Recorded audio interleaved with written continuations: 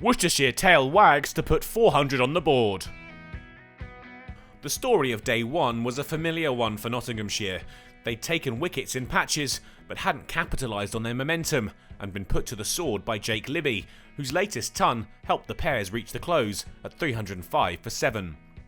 Alzari Joseph and Ed Barnard had proved to be an obstinate partnership, and the first order of the day was for the West Indies international to rub salt in the Notts' wounds, 50 reached off 88 balls.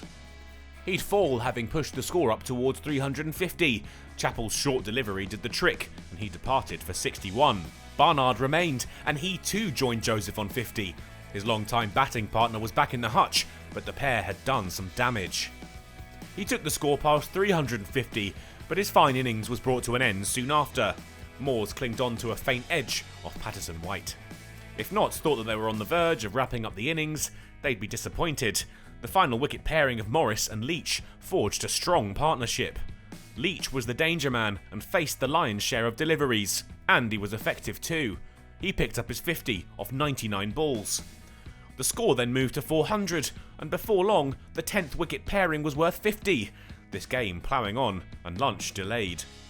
The score at the interval was 409 for 9. The last two batsmen were taking the game away from Notts. Leach continued after lunch. Morris was happy to keep the Notts bowlers out, as his companion continued to take them on.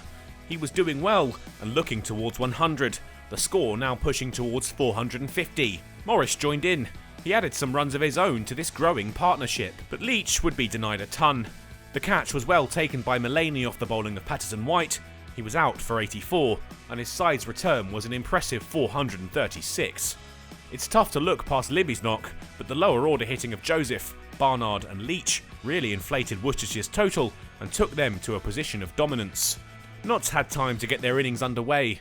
Hamid and Slater did a good job, and they steered their side through to the tea interval, unscathed, and the score 31 for none.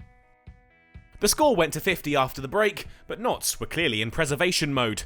Their opening partnership were looking to set their stall out without taking too many risks.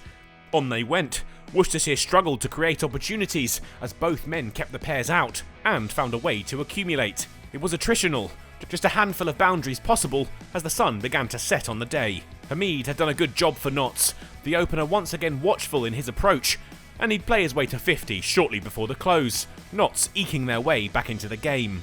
They finished the day 1 run shy of triple figures, and the innings off to a good start. Notts would look to build on day 3.